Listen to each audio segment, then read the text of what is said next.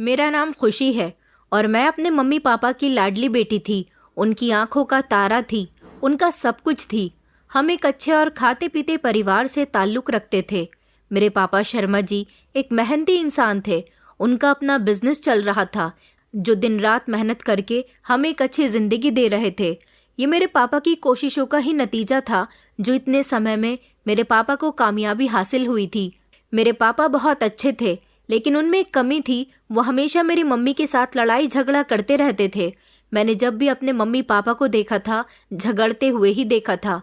मेरे पापा ही झगड़े की शुरुआत किया करते थे और अंत मेरी मम्मी के रोने पर होता था।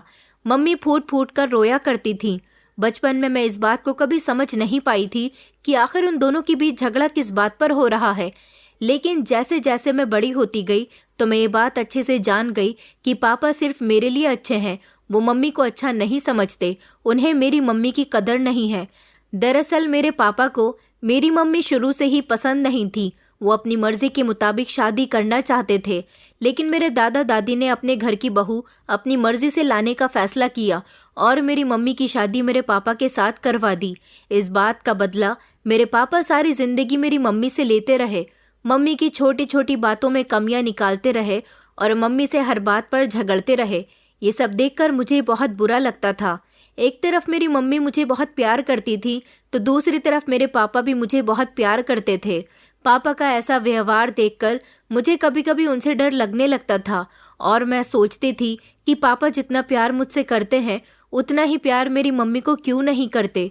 मेरी मम्मी की गोद मेरे लिए दुनिया का सबसे महफूज मुकाम थी। शुरू से ही मेरे माता पिता की ख्वाहिश थी कि मैं पढ़ लिख कर कामयाब बनूं और अपने पैरों पर खड़ी हो जाऊं। मेरे पापा ज्यादातर अपने बिजनेस में बिजी रहते थे। मुझे ज्यादातर समय और प्यार मम्मी से मिला था। मेरी जिंदगी में बहुत सारी खुशियां थीं, लेकिन फिर धीरे धीरे सब कुछ बर्बाद होने लगा जब मुझे पता चला कि मेरी मम्मी बीमार रहने लगी हैं। उनको कैंसर जैसी बड़ी बीमारी थी और वो इस बीमारी से लड़ रही थी। मम्मी हमेशा खुद ही अपने आप को डॉक्टर के यहाँ दिखाने के लिए जाती थी। कभी पापा ने उनका इस चीज में भी साथ नहीं दिया था। फिर धीरे धीरे मेरी मम्मी दिन ब दिन बीमार रहने लगी। उनका इलाज चल रहा था, लेकिन फिर भी उनकी बीमारी के बारे में उन्हें देर से पता चला और फिर एक दिन मेरी मम्मी इस दुनिया को छोड़कर चली गई। मम्मी के मरने का पापा को कोई अफसोस नहीं था, मगर उन्होंने मुझे तसल्ली दी थी। मुझे समझाया था कि सब कुछ ठीक हो जाएगा, तुम परेशान मत हो, अपनी मम्मी को ज्यादा याद मत करो। मैं उन्हें याद भला कैसे न करती। वो मेरी सगी माँ थी जिसने मुझे जन्म दिया था।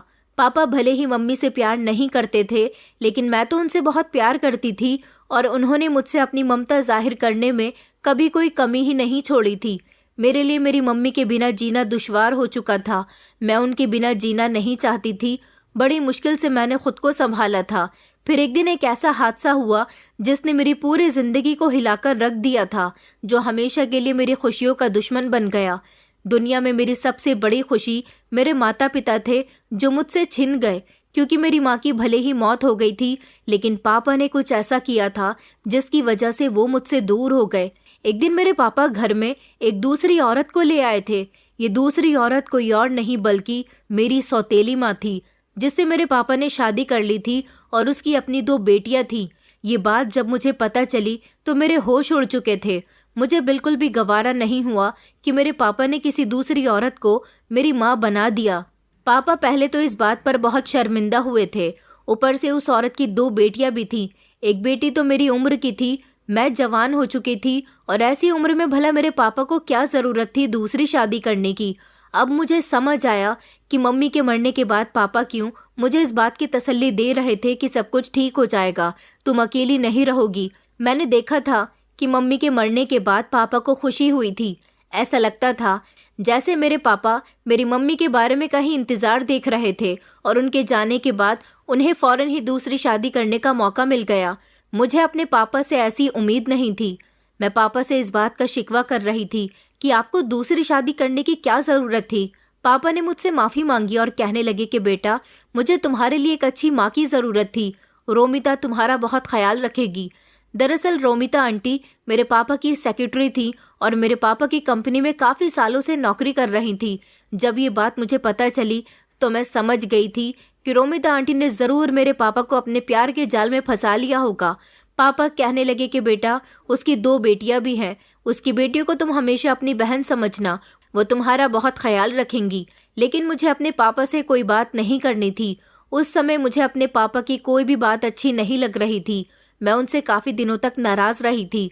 रोमिता आंटी और उनकी दोनों बेटियां काजल और सेजल, वो भी मुझे बहुत बुरी लगती थी। मैं ज़्यादातर अपने कमरे में ही रहती थी और सिर्फ पढ़ाई ही करती रहती थी। लेकिन मुझे ये नहीं पता था कि अब मेरी ज़िंदगी का सबसे बुरा समय शुरू होने वाला है, क्योंकि मेरी मुश्किल तो ख़त्म होने के बजाय दिन ब दिन बढ़ती जा रही थी। मेरी सौतेली माँ बिल्कुल भी अच्छी नहीं थी। हमारे पूरे घर में एक मेरा ही कमरा ऐसा था जिसमें सबसे महंगी और अच्छी सजावट हो रखी थी। उन दोनों ने पापा को मना लिया और मेरा कमरा अपने हवाले कर लिया। उस दिन मैं कॉलेज गई हुई थी। जब कॉलेज से वापस आई तो आराम करने के लिए अपने कमरे में चली गई। जैसे ही मैंने अपना कमरा खोला तो ये देखकर मैं दंग रह गई कि कमरे में मेरा सामान मौजूद नहीं था और वो दोनों बहनें मेरे बिस्तर पर आराम से लेटी हुई थी। मुझे इनको इस तरह से अपने बिस्तर पर और कमरे में मौजूद देखकर गुस्सा आ गया। मैंने कहा, तुम लोग यहाँ क्या कर रही हो? निकल जाओ मेरे कमरे से। इतने में ही रोमिता आंटी कमरे में आ गईं, क्योंकि वो मेरे चिल्लाने की आवाज़ सुन चुकी थी। वो दोनों कहने लगी कि अब से ये कमरा हमारा है, तुम हमारे कमरे से निकल जाओ। मुझे उनकी इस बात पर गुस्सा आया। मैंने उन दोनों का हाथ पकड़कर निकालना चाहा और उनका सामान भी कमरे से निकालकर फेंकना चाहा, तो मेरी सौतेली माँ ने मेरा हाथ पकड़ लिया और इतनी मजबूती से पकड़ा कि मेरे हाथ में दर्द होने लगा। उन्होंने कहा कि ए लड़की, ये क्या बदतमीजी है? मेरी बेटियों के साथ कोई बदतमीजी मत करना। अब ये घर हमारा है। तुम्हारा बाप मुझसे शादी कर चुका है और इस हिसाब से तुम्हारा बाप मेरी बेटियों का भी बाप हुआ। मैं दर्द से जोर जोर से चिल्लाने लगी, मगर उन्होंने तो मेरे साथ इतना जुल्म किया। मेरे कमरे को उन्होंने अपने हवाले कर लिया और मुझे दूसरे कमरे में भेज दिया। ये वो कमरा था जिसमें हमारे घर मेहमान ठहरते थे। मेरी सौतेली माँ मेरा हाथ पकड़कर मुझे खचेड़ते हुए वहां तक ले आई थी और उसने मुझे धक्का देकर कमरे के अंदर बंद कर दिया था। कहा था कि अब तेरा बाप ही आकर तुझे समझाएगा। मैं फूट फूट कर रो रही थी, क्योंकि उनके सामने मेरी कोई होशियारी काम नहीं आई थी। मेरा चिल्लाना काम नहीं आया था। वो 3 थी और मैं अकेली थी। उन्होंने मेरे कमरे पर कब्जा कर लिया था। मुझे अपना कमरा बहुत याद आ रहा था, क्योंकि बचपन से ही मैंने उस कमरे में ही ज्यादातर अपना समय बिताया था। जब पापा आए तो कमरा खोलकर कमरे के अंदर दाखिल हुए। मैं रो रही थी। मुझे रोते हुए देखकर पापा के दिल में अफसोस हुआ, लेकिन फिर उन्होंने मुझे प्यार से समझाया और कहने लगे कि बेटा, रोमिता तुम्हारी माँ की तरह है, तुम्हें उसके साथ ऐसा नहीं करना चाहिए था। मैंने चौंक कर पापा की तरफ देखा। मैं पापा से उनकी शिकायत करने वाली थी, लेकिन पापा तो पहले से ही उनकी तरफ से बोल रहे थे। मैंने कहा, पापा, मैंने कुछ नहीं किया, बल्कि उन लोगों ने मेरे कमरे पर अपना कब्जा जमा लिया। पापा, मुझे अपने कमरे में जाना है, मुझे यहाँ पर नहीं रहना। पापा कहने लगे कि बेटा, ये तुम किस तरह की बातें कर रही हो? अरे तुम खुद ही तो अपनी मर्जी से यहाँ आई हो। सेजल और काजल को तुमने परेशान करके रख दिया। वो दोनों बार बार मेरे पास आती हैं और कहती हैं कि अंकल, खुशी कहती है कि जब से तुम इस घर में आई हो, मुझे अपना कमरा भी अच्छा नहीं लग रहा। तुमने खुद ही तो अपना कमरा खाली किया था और मुझे तुम्हारी ये हरकत बिल्कुल भी अच्छी नहीं लगी कि तुमने अपनी माँ रोमिता और काजल पर हाथ उठाया। काजल को तो तुमने हाथ भी मोड़ दिया, वो बेचारी तकलीफ से चीख रही है। पापा की बातें सुनकर तो मैं हैरान रह गई थी। अब मुझे समझ आया था कि जो उन लोगों ने मेरे साथ किया था, उसको बड़ा चढ़ाकर उन्होंने पापा को बता दिया था कि वैसा ही सुलूक मैंने उनके साथ किया। मुझे गुस्सा तो इस बात पर आ रहा था कि मेरे पापा ने उनकी बातों पर आसानी से यकीन कर लिया। जब मेरे पापा उनकी बातों में आ ही चुके थे तो मैं उनसे कुछ कह नहीं सकती थी, क्योंकि पापा को मेरी तकलीफ नजर नहीं आ रही थी। पापा ने उनके झूठे नाटक पर यकीन कर लिया था और अपनी बेटी की सच्ची हकीकत भी उन्हें दिखाई नहीं दे रही थी। इसलिए मैं रोने लगी और खामोश हो गई। पापा कमरे से निकल गए थे। उन्होंने कहा था कि तुम जितना उन लोगों के साथ मिलकर चलोगी, वो तुम्हारा उतना ही ख्याल रखेंगी। मुझे तो तुम्हारी माँ पर गुस्सा आ रहा है, जिसने तुम्हारी इतनी गंदी परवरिश की है।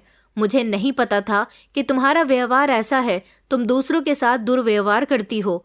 मुझे पापा की इस बात पर गुस्सा आ गया। मैंने उनसे कुछ नहीं कहा, लेकिन अपने मन में सोचा कि मेरी माँ बहुत अच्छी है। मेरी माँ ने मेरी परवरिश बहुत अच्छी की थी। खोट तो आप में है पापा, जो अपनी सगी बेटी को बुरा समझ रहे हैं और उन लोगों को बहुत अच्छा।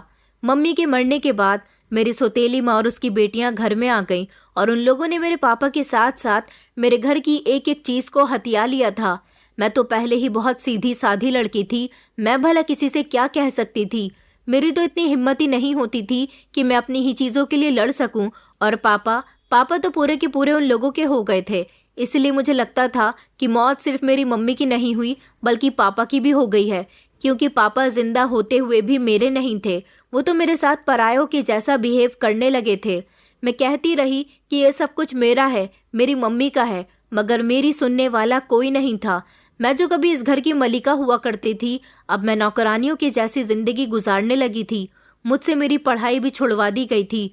रोमिता आंटी का कहना था कि कोई ज़रूरत नहीं है तुम्हें पढ़ने की, घर के कामकाज देखो। तुम्हारी उम्र की लड़कियां घर में रहकर घर के सारे कामकाज संभालती हैं, और एक तुम हो जो सारा दिन कमरे में बंद रहती हो और पढ़ाई करती रहती हो। ये पढ़ाई लिखाई तुम्हारे कोई काम नहीं आने वाली है। अगले घर जाओगी तो कोई तुम्हारी माँ को तो कुछ नहीं कहेगा, सब लोग मुझे ही दुहाई देंगे कि तुमने इसे कुछ नहीं सिखाया। उन्होंने अपनी बेटियों का अच्छे कॉलेज में एडमिशन करवा दिया था, जबकि मेरी चलती हुई पढ़ाई भी रुकवा दी थी। इस सब में मेरे सौतेली माँ का ही हाथ नहीं था, बल्कि मेरे पापा भी पीछे नहीं थे। मेरे पापा से मेरी सौतेली माँ और उनकी बेटियां जैसा कहती वो वैसा ही किया करते थे। हालांकि उन्होंने कभी मेरी सगी माँ की तो कोई बात नहीं मानी थी। पापा ने भी मुझ पर पढ़ाई छोड़ने का प्रेशर डाला और उन्होंने कहा कि मैं तुम्हारे कॉलेज में फीस जमा नहीं करवाऊंगा। अब तुम्हें कॉलेज जाने की ज़रूरत नहीं है, क्योंकि मेरे पास इतना फालतू पैसा नहीं है जो तुम्हारी पढ़ाई पर बर्बाद करूं। बेटियों को पढ़ाना लिखाना नहीं चाहिए। ये शब्द मेरे पापा के थे, जो पहले कभी कहा करते थे कि मैं अपनी बेटी को कामयाब बनाऊंगा, लेकिन अब वो सब कुछ भूल चुके थे। मुझे मजबूरन उनकी बात माननी पड़ी थी, क्योंकि मेरे पास इस घर के अलावा कोई दूसरा ठिकाना नहीं था। मैं जानती थी कि अगर मैं यहाँ इन लोगों की मर्जी के मुताबिक नहीं रही तो ये लोग मुझे इस घर से भी निकाल देंगे, और मेरे पापा खामोशी से अपनी बेटी को घर से निकलते हुए देखते रहेंगे। वो कुछ नहीं कहेंगे। जब मेरे पिता ही मेरे अपने नहीं रहे थे तो मैं किसी और से अच्छे की उम्मीद क्या रखती। मुझे अपनी मम्मी बहुत याद आती थी। मैं मम्मी को याद करके रोती रहती थी। घर के सारे कामकाज भी मुझे करने पड़ते थे। पापा तो निकल जाते थे सुबह ऑफिस के लिए, और उनके जाने के बाद इन लोगों का बर्ताव मेरे साथ बहुत बुरा होता था। पहले ही मेरी सौतेली माँ और उसकी बेटियां मुझे पसंद नहीं करती थीं, और अब तो मेरे पापा के सामने भी वो लोग मुझे कुछ भी कह देती थी, क्योंकि उन्होंने मेरे पापा को भी अपने जैसा ही कर लिया था। मम्मी को इस दुनिया से गए हुए 1 साल गुजर चुका था, और इस 1 साल में पूरे घर की जिम्मेदारी मेरी सौतेली माँ ने मुझ पर डाल दी थी। वो नफरत भरे अंदाज में मुझसे कहती थी, अगर तुम्हें इस घर में रहना है तो हम लोगों का ख्याल रखना होगा, वरना जिस तरह से मैं तुम्हारे पिता की जिंदगी में शामिल हुई हूँ उसी तरह से तुम्हें भी तुम्हारे पिता की जिंदगी से निकाल कर फेंक सकती हूँ। और क्या हमेशा अपनी माँ को याद करके माँ माँ कहकर रोती रहती हो? ये रोना धोना बंद करो, और घर के सारे काम अब तुम्हें ही करने हैं। नौकर सिर्फ मेरा और मेरी बेटियों का ख्याल रखा करेंगे, बाकी सारे के सारे काम तुम करोगी, नौकर नहीं। चलो जल्दी से मेरे लिए चाय लेकर आओ।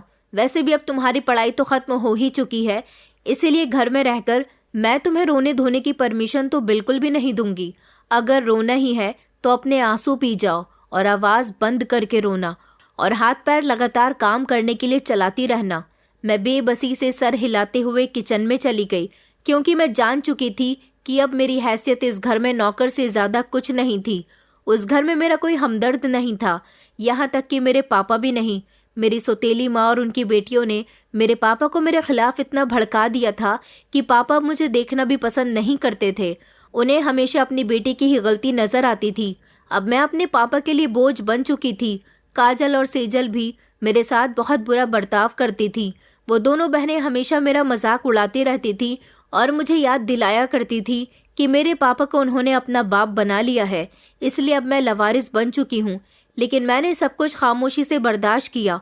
मैंने सोचा था कि जुल्म का बदला ऊपर वाले पर छोड़ देना चाहिए, मगर शायद मेरा सब्र मेरी परीक्षा लेने के लिए था, क्योंकि वो दिन बहुत करीब था जब मेरी सौतेली माँ मेरी जिंदगी की सबसे बड़ी परीक्षा लेने वाली थी।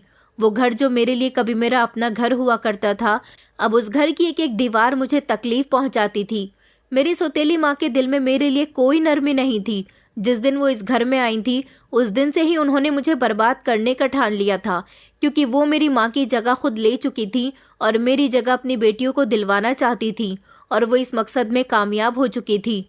सारा दिन मैं घर के कामकाज में लगी रहती थी और अगर मुझसे कोई गलती हो जाती थी तो वो मुझे बहुत मारा करती थी और जो नफरत भरे शब्द बोलती थी वो अलग। हमेशा मुझे और मेरी माँ को बुरा भला कहती रहती थी। कहती थी कि पता नहीं तुम्हारी माँ ने तुम्हें क्या सिखाया है, तुमसे तो कोई काम ही नहीं आता। अरे मेरी बेटियों से कुछ सीखो, काम करो काम करो। हमेशा मेरी सौतेली माँ की ये आवाज़ मेरे कानों में गूंजती रहती थी।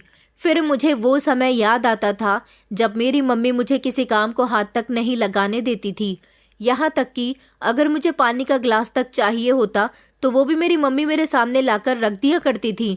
सुबह सुबह पहले उठना और उठते ही अपनी मम्मी को बताना कि मुझे नाश्ते में क्या खाना है। वो अपने हाथों से मेरे लिए नाश्ता बनाया करती थी, मेरा लंच पैक किया करती थी और मुझे कॉलेज भेज दिया करती थी। लेकिन अब तो मेरे इतने बुरे दिन आ चुके थे कि खाने के समय मुझे इन लोगों के आगे का बचा हुआ खाना ही दिया जाता था। दोपहर और रात का खाना बनाना अब मेरी जिम्मेदारी बन चुका था। लेकिन अगर खाने में मिर्च तेज या कम हो जाती तो सौतेली माँ के हाथ की मार भी मुझे ज़रूर मिलती थी। पापा तो ज़्यादातर खामोश ही रहते थे, मगर उनकी खामोशी ही मेरे लिए सबसे बड़ी सज़ा थी। उन्हें पता था कि उनकी पत्नी मेरे साथ क्या सुलूक कर रही है, लेकिन वो कुछ नहीं कहते थे। एक दिन मैंने हिम्मत करके पापा से अपनी सारी शिकायतें कर दी और पापा पर भी खूब भड़क उठी। कहा कि पापा, मुझे तो लगता ही नहीं कि आप मेरे पापा हो। मुझे मेरे वो वाले पापा चाहिए जो मेरी माँ के सामने जिंदा थे।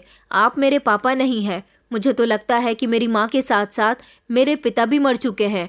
आप अपनी पत्नी को रोकते क्यों नहीं हो? वो आपकी सगी औलाद के साथ इतना गलत करती है, मगर आप उनसे कुछ भी नहीं कहते। आखिर मैं आपकी बेटी हूँ। आपको अपनी बेटी पर कभी तरस नहीं आता। कुछ देर खामोश रहने के बाद पापा कहने लगे कि हाँ, तुम मेरी बेटी हो, लेकिन तुम भी बदल गई हो। जब तुम्हारी माँ जिंदा थी तो तुम कुछ और थे, लेकिन माँ के मरने के बाद तुमने अपना असली रंग दिखा दिया। तुम तो रोमिता और उसकी बेटियों से पहले दिन से ही नफरत करती हो। तुमने उसे कभी खुले दिल से एक्सेप्ट ही नहीं किया। ये तुम्हारी गलती है। तुम उन लोगों को खुले दिल से एक्सेप्ट कर लेती तो आज तुम्हारे साथ ये ना हो रहा होता।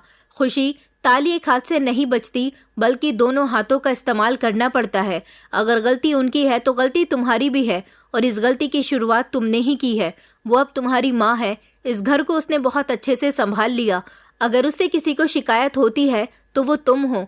मुझे तो अपनी दूसरी पत्नी में कोई कमी नजर नहीं आती और ना ही उसकी बेटियों में। कमी सिर्फ तुम में है। अगर तुम्हें इस घर में रहना है तो रोमिता के उसूलों पर चलना होगा, वरना अपना बंदोबस्त कहीं और कर लो। पापा की बातें सुनकर मेरी आंखों में आंसू आ गए थे। मैंने पापा का हाथ थाम लिया और कहा कि पापा, आप अपनी बेटी को घर से निकल जाने के लिए कह रहे हो। आपको पता है कि आपकी बेटी का आपके अलावा इस दुनिया में कोई भी नहीं है। मैं भला कहाँ जाऊंगी? पापा कहने लगे, तो फिर खामोशी से यहीं रहो और जैसा मैंने कहा है वैसा ही करो। पापा की बातें सुनकर मुझे बहुत गुस्सा आया था। मैंने खुद पर बड़ी मुश्किल से कंट्रोल किया था। रोने के अलावा मेरे पास कोई दूसरा रास्ता नहीं था। इसलिए मैं खामोशी से अपने कमरे में आ गई थी और फूट फूट कर रोने लगी थी और आसमान की तरफ नजर करके ऊपर वाले से शिकायत कर रही थी कि आखिर मेरी हंसती खेलती दुनिया तुमने क्यों उजाड़ दी? क्यों मेरे साथ ये सब कुछ हो रहा है? पापा के शब्दों ने मेरे दिल में जख्म कर दिए थे। क्या कोई पिता अपनी औलाद के लिए इतना बदल सकता है? ये सवाल भी मैं आसमान की तरफ नजर उठाकर कर रही थी। मुझे समझ आ गया था कि मैं इस घर में पूरी तरह से अकेली थी। यहाँ कोई मेरा हमदर्द नहीं था। यहाँ मेरे पिता भी नहीं थे जिनसे मेरा खून का रिश्ता था। उन्होंने भी दूसरी औरत के कहने में आकर मुझसे मुंह मोड़ लिया था। लेकिन हाँ, एक इंसान था जो मेरे साथ नरमी से पेश आता था। वो था हमारे घर का पुराना नौकर वीरू, जो मेरी मम्मी के समय से यहाँ नौकरी करता था और कभी कभी मेरे साथ नरमी से बात कर लिया करता था और सौतेली माँ की नज़र से बचकर कभी कभी मेरे लिए कोई खाने की चीज़ ले आया करता था। एक दिन मेरी सौतेली माँ ने कहा कि घर में मेहमान आ रहे हैं, इसलिए उन्होंने मुझसे अलग अलग तरह के खाने बनवाए थे। मैं सुबह से लेकर शाम तक किचन में चक्की की तरह पिसती रही, मगर खाने के समय मुझे एक कोने में बिठा दिया गया। मुझे भूख लग रही थी, लेकिन मुझे खाना नहीं दिया गया। मेहमानों के जाने के बाद मैं उनके आगे का बचा हुआ खाना लेने के लिए लपकी तो अचानक मेरे हाथ से प्लेट छूटकर जमीन पर गिर गई। इस पर सेजल ने मुझे बालों से पकड़ लिया और कहने लगी कि मम्मी, ये हमारा खाना चुरा रही थी। मेरी सौतेली माँ ने मुझे धक्का दिया और बुरी तरह से मारा। मैं जोर जोर से चिल्ला रही थी। उन्होंने कहा कि अब तो भूखी ही रहेगी, तूने हमारे इतने महंगे डिनर सेट की प्लेट तोड़ दी है। मुझे उस दिन कुछ भी खाने को नहीं मिला। मैं सारी रात बुरी तरह से रोती रही, मगर मेरे आंसुओं का किसी पर भी कोई फर्क नहीं पड़ा था। वो सब मेरे आंसू की परवाह किए बिना ही सुकून से सो गए और मैं अपनी किस्मत के बारे में सोच सोच कर रोती रही। लेकिन अभी तक इन लोगों की नफरत मेरे साथ यहीं ख़त्म नहीं हुई थी। वो मेरी खूबसूरती से जलती थी। उनकी ये जलन तब से शुरू हुई थी जब वो अपनी बड़ी बेटी काजल के लिए रिश्ते देख रही थी। लड़के वाले मुझे देखने के बाद काजल को रिजेक्ट कर देते थे और कहते थे कि आपकी बेटी काजल ठीक है, लेकिन हमें आपकी दूसरी बेटी खुशी ज़्यादा पसंद आई है, इसलिए हम खुशी के साथ अपने बेटे का रिश्ता पक्का करना चाहते हैं। ये सब सुनकर मेरी सौतेली माँ के तन बदन में आग लग जाती थी। और ऐसा सिर्फ एक बार नहीं हुआ था। जब जब काजल को लड़के वाले देखने के लिए आते थे, तब तब वो काजल को छोड़कर मुझे पसंद कर लिया करते थे। मैं बहुत सुंदर थी। मेरी सुंदरता बिल्कुल मेरी माँ पर गई थी, इसलिए सब लोग ज़्यादातर मुझे ही पसंद करते थे। जबकि मेरी सौतेली माँ की दोनों बेटियाँ मामूली सी शक्ल की थीं।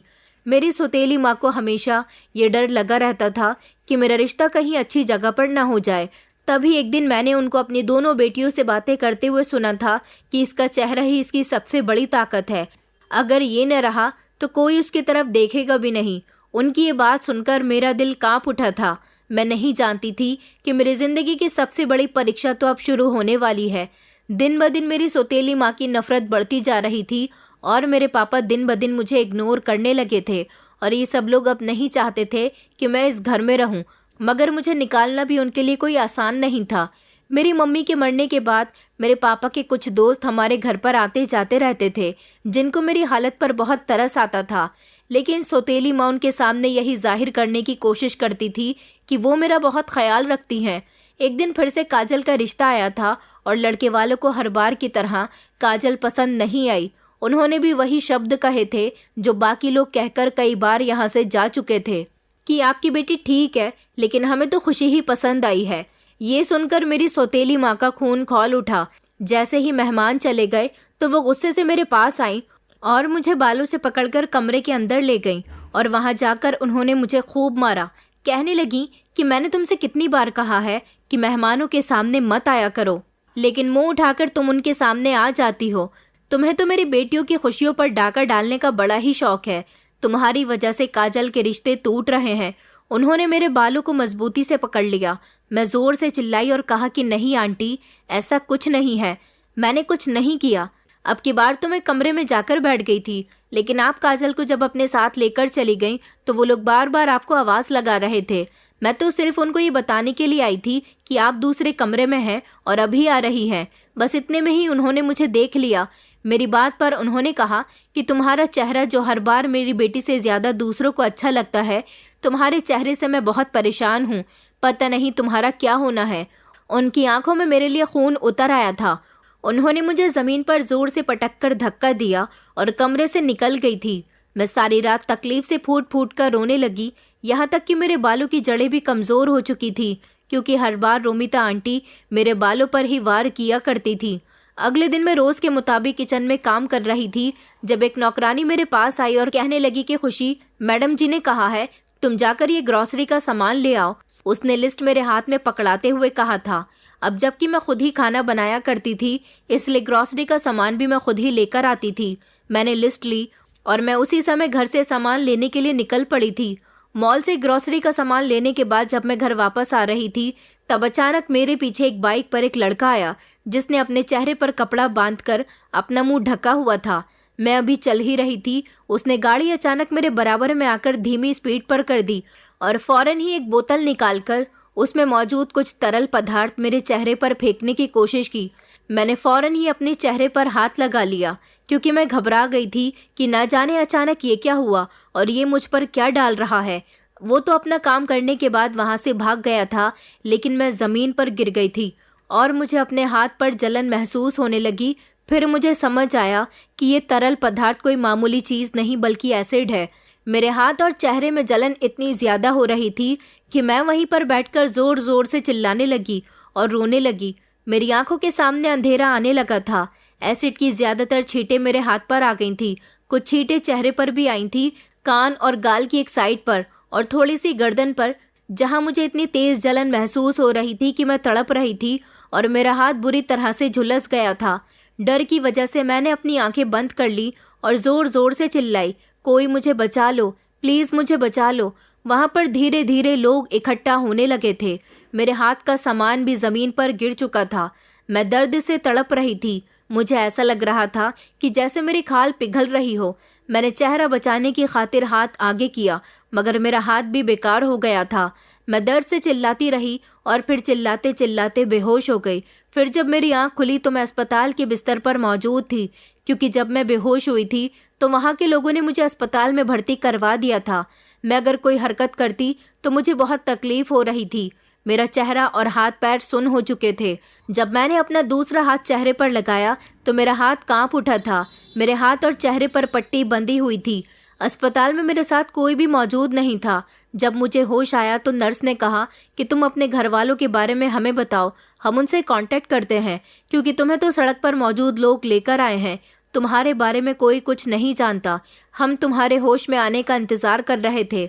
मैंने उनको अपने पापा का नंबर दे दिया, तो जैसे पापा को इस बात से कोई फर्क ही नहीं पड़ा हो कि उनकी बेटी के साथ एसिड अटैक हुआ है।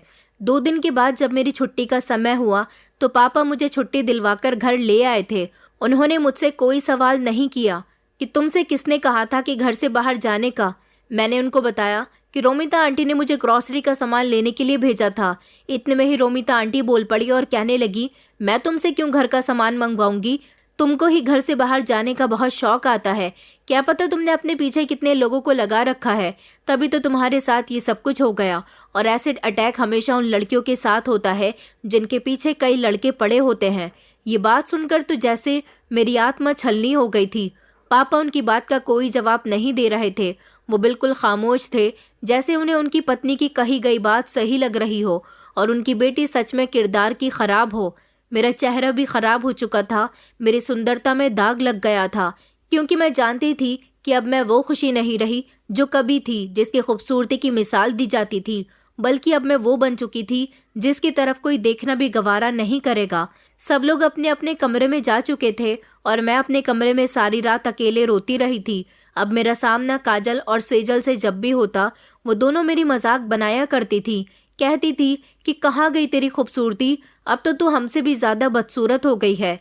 मैं उनसे कुछ नहीं कहती थी, बस अपने काम में बिजी होने की एक्टिंग करती थी और सिसक सिसक कर रोती रहती थी। अभी मुझे आराम की ज़रूरत थी, लेकिन मुझे तो आराम करने का भी मौका नहीं दिया गया। मुझे अस्पताल से आते ही घर के कामों में लगा दिया गया था। मुझ पर तो किसी को भी रहम नहीं आ रहा था, मेरे पिता को भी नहीं, जो अपनी बेटी की ऐसी हालत देखकर भी अफसोसमंद नहीं हुए थे।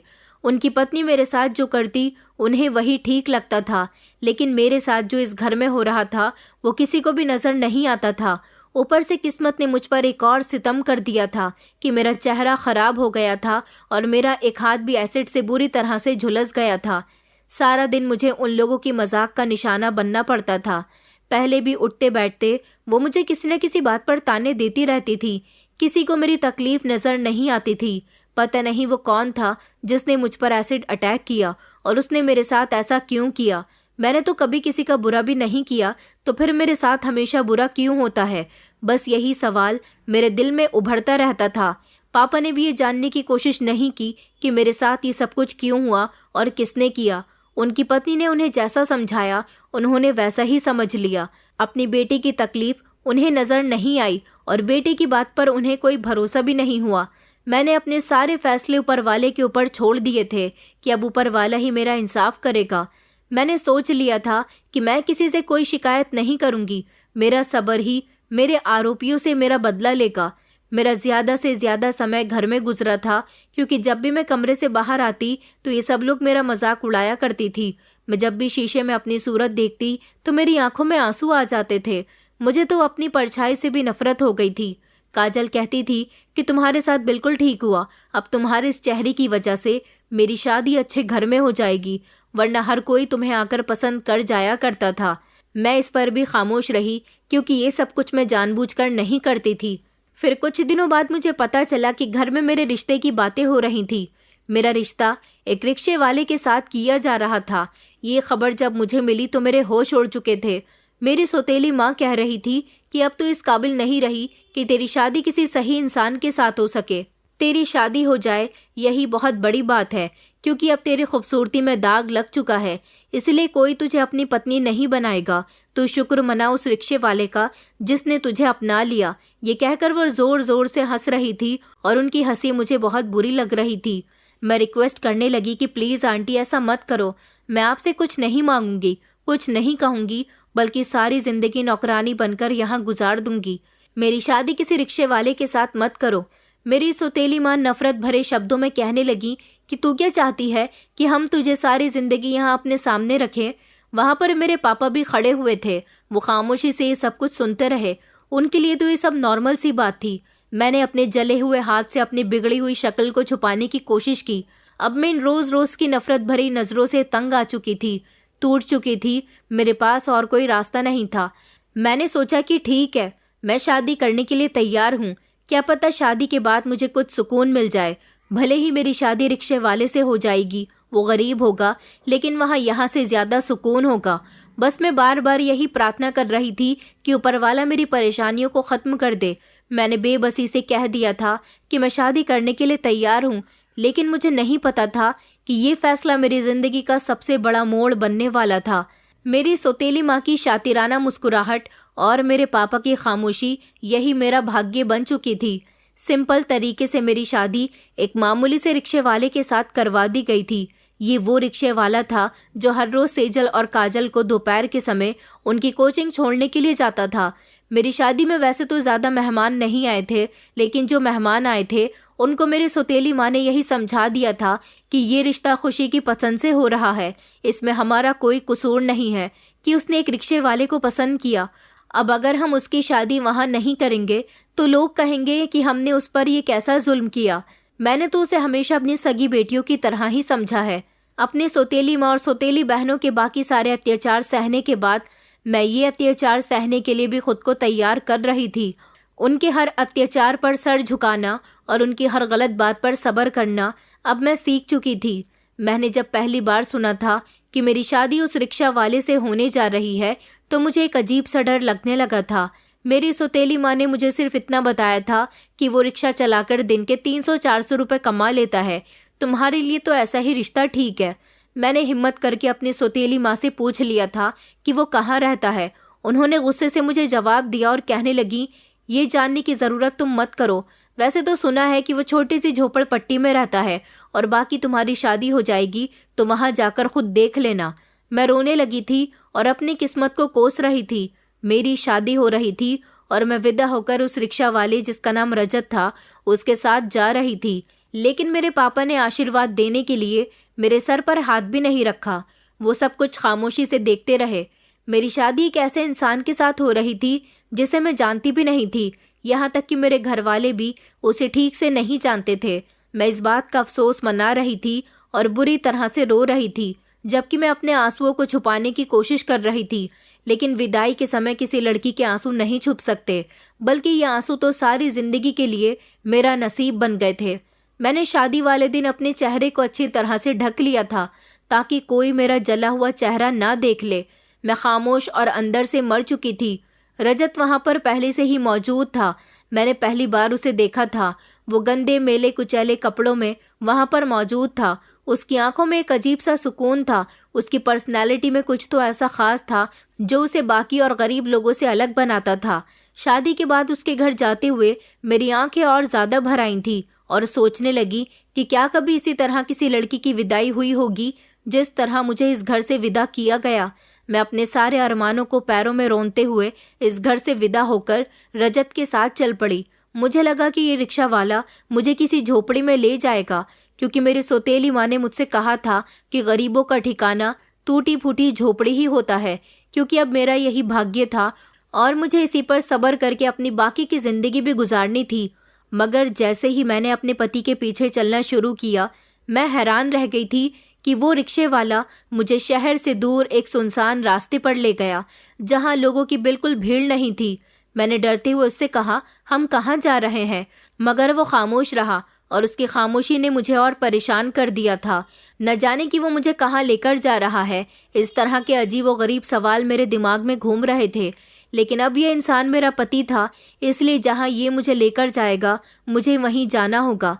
मेरे दिल में एक अजीब सा डर था। कुछ देर के बाद हम एक बड़े दरवाजे के सामने आकर खड़े हो गए थे। इस गेट को देखकर मेरी आंखें फैल गईं, क्योंकि वो गेट किसी नॉर्मल घर का तो नहीं था, वो किसी बंगले जैसी जगह थी। रजत ने दरवाजा खोला तो मेरी आंखें हैरानी से फटी की फटी रह गई थी। मुझे हैरानी में डूबा हुआ देखकर रजत कहने लगा, यहाँ क्यों खड़ी हो? तुम एकदम ख्यालों की दुनिया से वापस आई। तो वो मुझे अंदर ले गया। जैसे ही मैं अंदर पहुंची तो मैं हैरान रह गई, क्योंकि अंदर का नज़ारा मेरी उम्मीद से अलग था। क्योंकि मुझे ऐसा लग रहा था जैसे मैं कोई सपना देख रही हूँ। मैंने कहा, ये सब क्या है? तुम गरीब तो नहीं लगते। रिक्शे वाले ने मेरी तरफ देखा। न जाने उसकी आंखों में कौन सा राज छुपा हुआ था जो मैं जानने की हरगिज कोशिश कर रही थी। उसकी आंखों में मुझे मोहब्बत का समंदर दिखाई दे रहा था। वो मेरी तरफ देखते हुए कहने लगा कि अभी तो तुम्हें बहुत कुछ जानना बाकी है खुशी। जैसे ही मैं उस बंगले के अंदर दाखिल हुई, मेरे कदम रुक गए। मैंने सारी जिंदगी इतना बड़ा बंगला नहीं देखा था। रजत एक तरफ खामोश खड़ा हुआ था। मैंने हैरानी से अपने पति की तरफ देखा। मैंने सोचा कि शादी के बाद मैं किसी टूटी फूटी झोपड़ी में रहूंगी, जहां 2 वक्त की रोटी भी मुझे नसीब नहीं होगी। मगर ये जगह तो सपनों की जैसी थी, वो सपना जो मैं हमेशा देखा करती थी। मेरी हिम्मत नहीं हुई कि मैं आगे बढ़ूं, मगर रजत ने मेरे हाथ को अपने हाथ में थाम लिया और कहा कि डरने की ज़रूरत नहीं है, ये तुम्हारा ही घर है और तुम इस घर की मालकिन हो। ये शब्द सुनकर मेरे रोंगटे खड़े हो गए थे। मैंने कहा, मेरा? मगर तुम तो एक मामूली से रिक्शा चालक हो। उसने अपने मेले कपड़े उतारे। उसके बाद जो नज़ारा मेरी आंखों के सामने आया, उसने मुझे हैरानी में डाल दिया था। वो कोई मामूली इंसान नहीं था, बल्कि वो एक बहुत बड़ा अमीर इंसान था, जिसकी आंखों में गहरी सीरियसनेस के साथ साथ मुझे बहुत सारी मोहब्बत भी नजर आ रही थी। उसने अपने मेले कपड़ों के अंदर बहुत ही महंगे और खूबसूरत कपड़े पहने हुए थे। उसके अंदाज में किसी हीरो जैसी पर्सनैलिटी थी। उसने कहा, मैं एक रिक्शा चालक ज़रूर हूँ, मगर सिर्फ नाम के लिए। मैंने कहा, कौन हो तुम? मैंने हैरान होकर उससे पूछा तो उसने मुझे जवाब दिया, ये जानने के लिए तुम्हें कुछ सब्र करना होगा। इतना समझ लो कि मैं तुम्हें उस नर्क से निकाल कर लेकर आया हूँ जहाँ पर तुम रहती थी। उसकी बातें सुनकर मेरी आंखें हैरानी से फैल गईं। मैंने कहा, तुमने अपने लिए ही मुझे सिलेक्ट क्यों किया? इस दुनिया में और भी तो बहुत सारे लाचार लोग हैं, तुम उनको भी तो पसंद कर सकते थे।